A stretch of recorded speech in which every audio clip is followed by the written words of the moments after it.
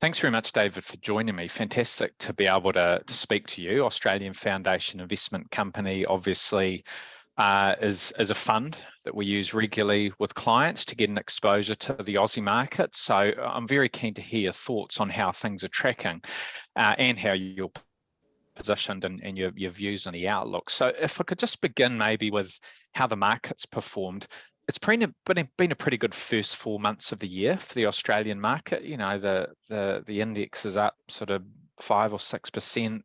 2022 was a decent year as well. I think the Australian market was down ever so slightly, but that was a very good performance in a relative sense. You know, New Zealand shares were down double digits, US shares were down almost 20%. So you've had a fairly good run across the Tasman. How are you feeling about the outlook? Why do you think the Australian share market has been performing quite solidly and certainly better than most? Yeah, no, thanks, Mark. And first of all, thanks very much for the opportunity. Always appreciate the chance to have a chat. So yeah, just in terms of share market performance, not only in the Australian market, but we've seen pretty much share markets globally have a really strong 6-month period, and that's both developed markets and emerging markets that have really rallied quite strongly since about November.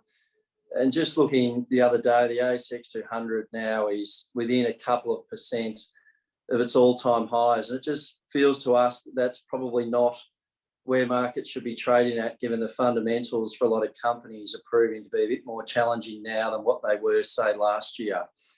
So I guess what's occupying our mind is just what does growth look like in a pretty stubborn inflationary environment, and then what's the earnings outlook for many companies. And in that regard, we're a little more cautious than what we were, say, 6 to 12 months ago. And you've seen that in reduced buying activity that we've done within the portfolio. And the re-rate that we've seen over the last 6 months really been about multiple expansion as opposed to earnings growth coming through for many companies. And the earnings outlook from here we see as being a bit more challenged. We've seen a couple of years now of high inflation for a number of companies. It's getting more challenging for them to be able to put through price increases. And with valuations trading where they are, we feel there's just a period where companies need to grow into their earnings multiples as opposed to race away from here. So we're not bearish on the market, but we're just a little more cautious about where we're allocating capital at the moment. And I think the other interesting thing is when markets were at these sort of levels last time, there was quite a divide between growth companies in the market that were very fully valued, and a lot of value companies had been left behind. In the last 6 months, it's been really widespread. So most sectors of the market have really seen quite a sharp rally, and that's why it's difficult to find value across the broader market.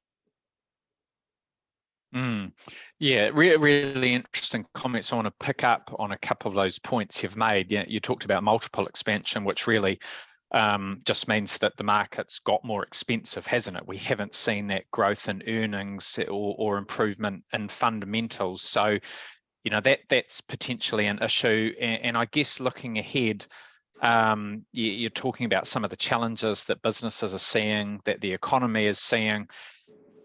There's lots of talk out there about whether we'll see a recession, you know, globally or in the US at least, or other places, or whether it'll be a slowdown. Lots of talk about earnings forecasts and whether they're a little bit too high. How are you sort of feeling about those issues, specifically in an Australian context? Do you think the market's is it just a case of things have got ahead of themselves over the last 6 months and you're a little bit cautious because of that? Or is there's something more sinister than that's worrying you? Yeah, I wouldn't say anything sinister, and we're not trying to predict economic cycles or any recessions or depth of any recessions. I mean, we're here looking at companies and looking at the bottom up and the fundamentals of companies. So really difficult to know what the macro environment looks like. But if you think about what earnings multiples ultimately are, it's just a measure of the market's confidence in the future earnings profile for any company.